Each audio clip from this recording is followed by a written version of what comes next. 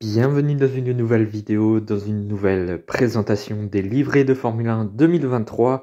Il y a 2 jours, c'est Ferrari qui a dévoilé sa Ferrari SF23.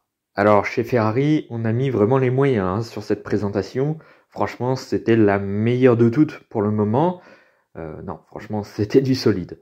Maintenant, espérons que la voiture également soit solide. Bon, en attendant, n'oubliez pas de liker la vidéo, c'est très important pour le référencement, pour faire monter la chaîne. Je vous remercie également pour les 300 abonnés qu'on a passés il y a quelques jours, enfin aujourd'hui où je tourne la vidéo, mais ouais, bon bref, vous avez compris. N'oubliez pas de liker, de partager, de commenter et surtout de vous abonner à la chaîne, c'est très important.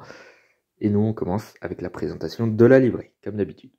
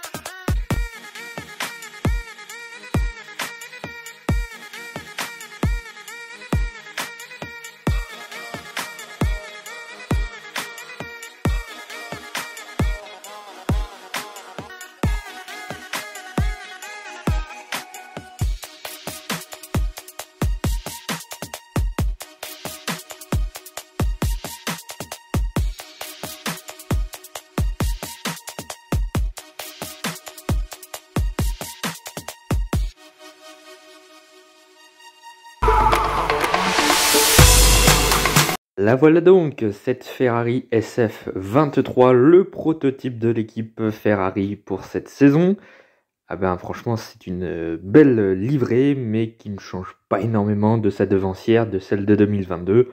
Bon, si ce n'est que le noir devient blanc, bon voilà, un petit peu comme ça, et puis il y a un petit peu de touche de noir sur la voiture comme l'année dernière, répartie à des endroits différents par rapport à 2022. Mais bon, globalement, c'est la même livrée. Ce qui me fait marrer, c'est que tout le monde dit que la Ferrari, c'est une livrée exceptionnelle. Enfin, elle est super belle. Et puis à côté, les McLaren, les Aston Martin, les Red Bull, les je sais plus qui, on a tous craché dessus parce que c'était la même livrée que l'an passé.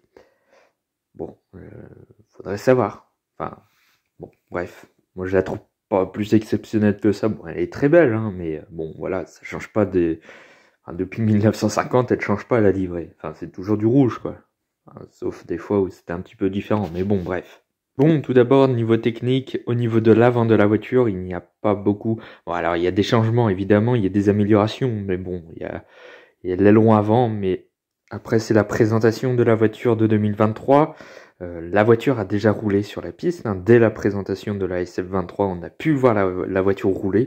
Donc, il y aura quelques images qui vont être balancées tout à l'heure dans la vidéo.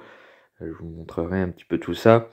C'est peut-être un petit peu plus à partir de la voiture qui a roulé sur la piste qu'on pourra bien comparer par rapport à la voiture de 2022, plus que sur bien la voiture qui a été présentée. Bon, ceci dit, au niveau des pontons, il y a peut-être des changements. Enfin, il y a des changements. Déjà, le ponton de la SF, de la Formule 1 de 2022. C'est vrai que le nom du châssis change tous les ans. Bref, le ponton de la voiture de 2022 était un petit peu plus plat. Et bien là, cette année, c'est déjà plus arrondi par rapport à l'année dernière. Donc déjà, les flux d'air qui vont passer un petit peu différemment. J'ai l'impression que la baignoire qu'on avait l'année dernière, ce creux dans le ponton, eh bien j'ai l'impression qu'ils ont... déjà ils ont fait la même chose, ça c'est certain, mais j'ai l'impression que la baignoire, ils l'ont creusé encore un peu plus. Je sais pas, j'ai l'impression qu'elle est encore un peu plus profonde que sur la Ferrari de 2022. Mais c'est vraiment une impression. Également au niveau de l'entrée d'air sur les pontons qui a un petit peu changé. Mais bon voilà, il n'y a pas... Enfin, de l'image que je vois et que vous voyez également, il n'y a pas énormément de changements, c'est plus la voiture de 2022 qui a été reprise avec la livrée de 2023, quoi. Bien, parlons maintenant du team principal. Et c'est pour ça que j'ai créé cette rubrique dans ma vidéo, chose que j'avais pas fait les années précédentes sur les livrets de 2021 et 2022. J'avais pas fait ça non plus. Alors certes, j'ai changé complètement ma façon de faire sur les vidéos, mais bon, bref. Voilà, c'était pour Frédéric Vasseur que j'avais créé ça. Non, plus particulièrement, c'était pour tous les changements de team principal. Il y en avait eu beaucoup cette année, c'est pour ça que j'ai fait un petit peu ça. Donc pour Frédéric Vasseur, c'est lui qu'on attend le plus au niveau des transferts des teams principales. Il a quitté donc Alfa Romeo qu'il dirigeait depuis 2017. À l'époque, l'équipe s'appelait encore Sauber, c'est pour dire. Il a remis cette équipe sur le droit chemin. On se rappelle en 2016, au moment où il a pris les commandes de cette équipe à la place de Monisha Kaltenborn. C'était pas beau à voir. Sauber n'avait marqué que 2 points. Grâce à Felipe Nasser, ils avaient marqué 2 points en toute fin de saison et avaient réussi à passer 10e, je crois, du championnat, ou 9e, 10e, je crois, à ce moment-là, sur Manor. Vous voyez un petit peu où on se situe à cette époque-là, et regardez où est Alfa Romeo aujourd'hui, 6e au championnat des constructeurs. Voilà. Il a réussi à remettre cette équipe sur le droit chemin. Donc vous voyez que Frédéric Vasseur, ce n'est pas non plus n'importe qui. Frédéric Vasseur, il a commencé à diriger en Formule 1 une écurie en 2016. Donc il a un petit paquet d'expérience maintenant. C'était Renault. Bon, ça ne s'était pas très bien passé. Il est parti donc chez Sauber, qui est devenu Alfa Romeo. Et cette année donc, il monte chez Ferrari, là où Mattia Binotto a échoué, là où même Maurizio Arrivabene a échoué. Là même où Stefano Domenicali, voilà, c'était pas fou non plus, malgré le titre sur sa première année en 2008. Mais bon, les 3 derniers teams principaux de Ferrari, on enlève Marco Mazzati qui a fait quelques mois en 2014, mais bon, voilà, c'était d'un autre niveau. Les 3 n'ont pas réussi à faire regagner un titre à Ferrari. Alors, la marche est extrêmement haute pour Frédéric Vasseur. Déjà, c'est la première fois qu'il va diriger un top team. Et ça, c'est pas n'importe quoi non plus. Et puis, il aura également affaire à une équipe de stratégistes un petit peu catastrophique. Donc, à voir s'ils tiendront toute la saison, cette équipe. Je pense que Frédéric Vasseur va taper beaucoup plus du point en cas d'échec cette saison. Je pense que s'il y a des problèmes en interne à la Scuderia qui ne le touche pas évidemment et qui ne touche pas le niveau supérieur, évidemment, je pense qu'il va taper du point sur la table, notamment au niveau de l'équipe stratégiste. S'ils font encore des boulettes cette année, je pense que Vasseur va leur siffler dans les oreilles très très fort, chose que je pense que Mattia Binotto ne faisait pas. Et puis également niveau communication, c'est complètement autre chose. Là où Mattia Binotto n'avouait pas ses erreurs, n'avouait pas les erreurs de son équipe, et là où il disait que tout allait bien, ce qui faisait beaucoup rigoler, Frédéric Vasseur, je pense qu'il sera beaucoup plus sérieux, et que si ça ne va pas, il le reconnaîtra, ou à demi-mot en tout cas, je pense. C'est quelqu'un d'honnête, en tout cas de ce qu'il a fait voir chez Alfa Romeo. C'est complètement quelqu'un qui peut remettre Ferrari sur le droit chemin. C'est quelqu'un qui aime bien repartir de zéro, généralement. Bon, là, c'est pas forcément le cas pour le moment. Surtout qu'il n'a pas réellement un impact sur la voiture. La voiture a commencé à être construite sous l'ère Binotto. Donc voilà, il n'a pas eu beaucoup, voire même pas du tout, son mot à dire lors de la conception de cette SF23. Bref, pour Frédéric Vasseur, il y a quand même de la pression cette saison. Il ne faut pas louper cette année pour Ferrari. Pour ce qui en est de l'équipe Ferrari, c'est l'année de reconstruire quelque chose autour d'un nouvel homme, Frédéric Vasseur, comme je l'ai dit tout à l'heure. Ouais, maintenant ça ne va plus être le même style de management qu'avec Mattia Binotto. Ça va peut-être se rapprocher un petit peu plus de ce que faisait Maurizio Arrivabene entre 2015 et 2018. Bon voilà, j'ai jamais compris pourquoi Ferrari avait remplacé Arrivabene par Binotto, parce que ça se passait très bien avec Arrivabene. En tout cas, c'était déjà mieux qu'avec Mattia Binotto.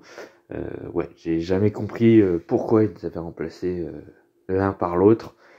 Bon, bref, au final, on a vu le résultat, ça n'a pas marché. Et du coup, Mattia Binotto est parti. C'est Fred Vasseur qui prend la suite. L'année dernière, Ferrari avait tout misé sur la nouvelle réglementation. Ils ont réussi à revenir en tant que top team, ce qui n'était plus le cas ces 2 dernières années, hein, clairement. C'était loin du compte. Ils sont revenus, ils ont regagné, ça c'est déjà bien. Mais le problème, c'est qu'ils se sont complètement foirés sur les stratégies, sur la mécanique. Enfin, il y a eu énormément de problèmes chez Ferrari qu'il va falloir balayer en 2023. Bon, maintenant, l'équipe stratégiste reste plus ou moins la même. Ça, est-ce que c'est vraiment positif? Je ne sais pas. Maintenant, comme je l'ai dit, je ne vais pas me répéter, Vasseur, il va taper du poing sur la table. Mais pour aller chercher un nouveau titre mondial que Ferrari n'a plus depuis 2008, ça fait un paquet d'années, ça va être compliqué. La concurrence va être rude. D'abord, il y a Red Bull qui a un avantage énorme par rapport à sa saison 2022. Hein, tout simplement, ils ont fini 10 fois mieux que Ferrari. Donc ils partent sur une bonne base pour 2023. Et puis d'un autre côté, on a Mercedes qui a l'air de revenir. En tout cas, ils ont beaucoup travaillé sur la voiture.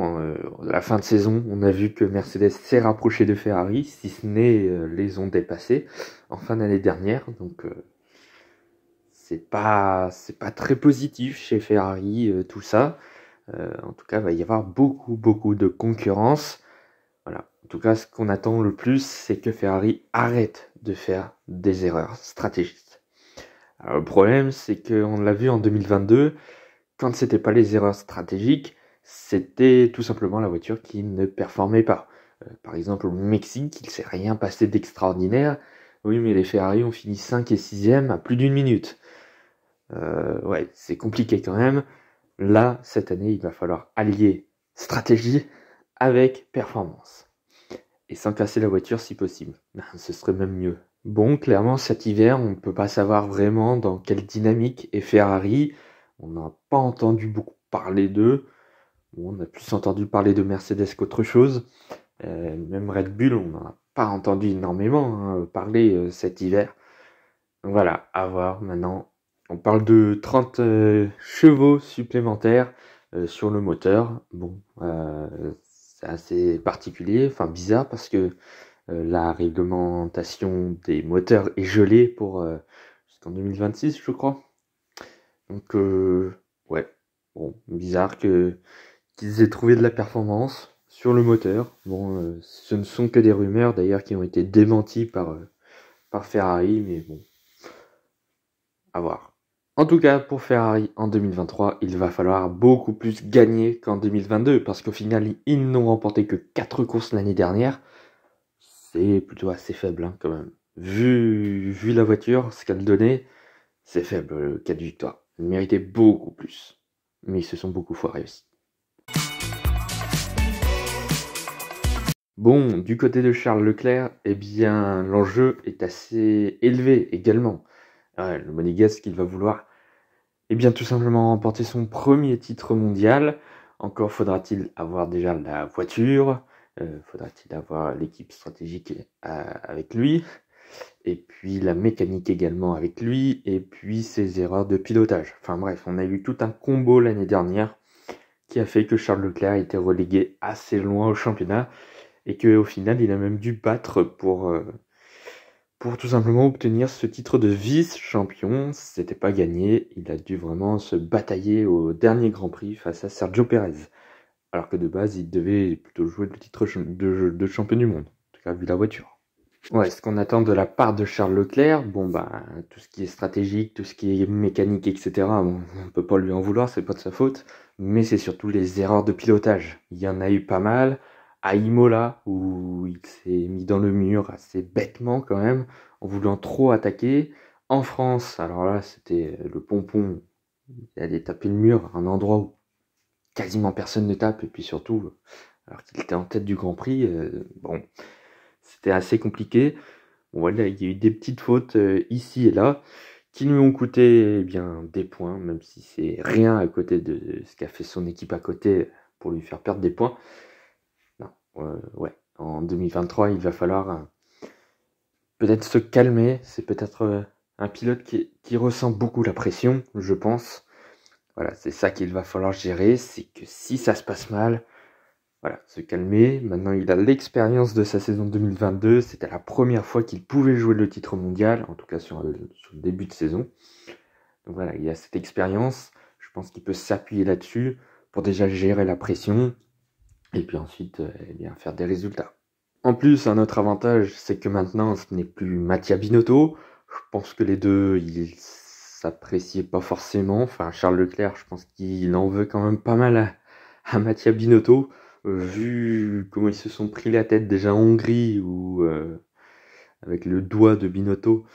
Et puis au Brésil, où là, clairement, on a vu que Charles Leclerc en avait clairement marre. Là, maintenant, c'est Frédéric Vasseur. C'est quelqu'un qu'il connaît, hein, et qu'il a côtoyé chez Sauber en 2018 pour sa première année en Formule 1, qui s'était passé très très bien. Et ensuite, pu décoller chez Ferrari l'année suivante. Voilà, les deux s'entendent bien. Donc ça, déjà, c'est positif. Bon, clairement, ce qu'on attend de Charles Leclerc, c'est qu'il gagne, hein, tout simplement, qu'il gagne beaucoup plus de courses. Il en a remporté seulement 3 l'année dernière, dont 2 sur les 3 premières courses. Donc vous voyez un petit peu, en deuxième partie de saison, eh bien, il n'a tout simplement pas gagné. Enfin, tout simplement, Ferrari n'a pas gagné en deuxième partie de saison.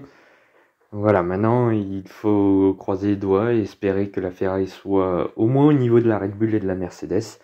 Bon, après avoir aussi les voitures des concurrents, mais moi, dans ma tête, en tout cas, je me dis, pour Ferrari, c'est compliqué. Je pense plutôt que ce sera la troisième force du plateau, malheureusement. Malheureusement, surtout pour les Italiens. Bref, tout ce qu'on attend de Charles Leclerc, c'est qu'il gagne des courses et qu'il joue le championnat.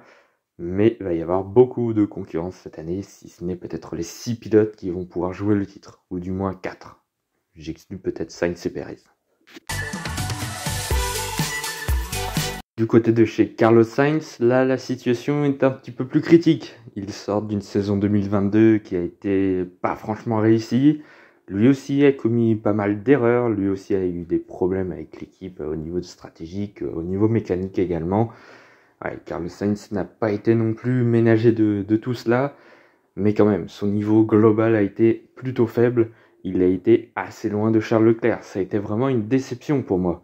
Franchement, vu ces dernières années, ce qu'il faisait chez McLaren, et puis même sa première année chez Ferrari en 2021, eh ben, il y avait tout de quoi penser que si la Ferrari était performante, Carlos Sainz serait également au rendez-vous. Malheureusement, cette première année dans un top team n'a pas été vraiment excellente, voire même pas bonne en fait. Il était beaucoup trop loin. Et là, pour Carlos Sainz, il va y avoir beaucoup plus de pression parce que son contrat arrive à terme à la fin de la saison. Donc, il va falloir performer un minimum et déjà se rapprocher de Charles Leclerc, gagner déjà plus de courses si la Ferrari en est capable.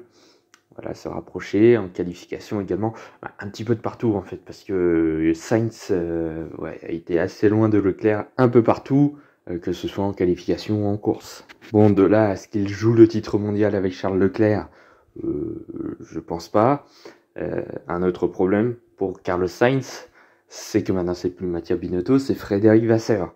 Et lui va trancher, il va pas hésiter à mettre un premier, un deuxième pilote un petit peu plus tard dans l'année. Alors Frédéric Vasseur, c'est dire à rassurer un petit peu tout le monde, hein, en disant que sur les débuts de saison, il n'y avait aucun numéro 1, ce qui est plutôt logique je trouve. Mais attention, en cours de saison, si les écarts sont beaucoup trop larges, c'est pourrait que Carlos Sainz devienne un second couteau pour Charles Leclerc, malheureusement, comme c'est le cas avec Sergio Pérez chez Red Bull. Ça pourrait être très problématique pour la suite. Mais ça peut aussi lui être très bénéfique pour garder sa place chez Ferrari. Voilà, avoir son niveau de performance en 2023. Mais évidemment, il va falloir déjà performer tout de suite. Ça va être crucial pour la suite de sa saison pour pas devenir un second pilote. Et puis surtout, il va falloir beaucoup plus gagner, hein, tout simplement. Après, à voir si la voiture est capable de gagner, mais une victoire sur 22 courses, c'est pas assez. C'est clairement pas assez, même si Leclerc en a eu que 3 aussi. Mais bon, ouais, il va falloir élever son niveau de jeu. Il m'a un petit peu déçu. Voilà, après, je me dis, c'est peut-être parce que c'était sa première année dans un top team. Bon, voilà, il n'avait pas cette expérience-là. Donc à voir comment il va réagir en 2023. Voilà donc, c'est la fin de cette vidéo sur cette présentation de la Ferrari SF23 et des attentes de l'équipe et des pilotes. Nous on se retrouve bien à nouveau demain pour la présentation de la Mercedes W14 qui à l'heure où je tourne est déjà sortie. Elle est incroyable. Et puis ensuite on passera à Alpine et bien le lendemain. Et après ça sera fini. Allez, plus que 2. C'est compliqué, hein. C'est compliqué de garder le rythme. 5 vidéos de suite, c'est très... ça fait beaucoup, quoi. Vous me direz que ouais, je fais des bilans avec 10 jours, 10 vidéos, 10 jours. C'est vrai, mais c'est pas complètement la même chose. Ouais. La semaine prochaine, je ne ferai qu'une vidéo sur la présentation de la Honda. Donc à ce moment-là, je pourrai me reposer un petit peu. Parce que là, ça commence à être long. Bon, ben n'oubliez pas de liker, partager, commenter et surtout vous abonner à la chaîne, c'est très important. Et puis moi je vous dis à demain.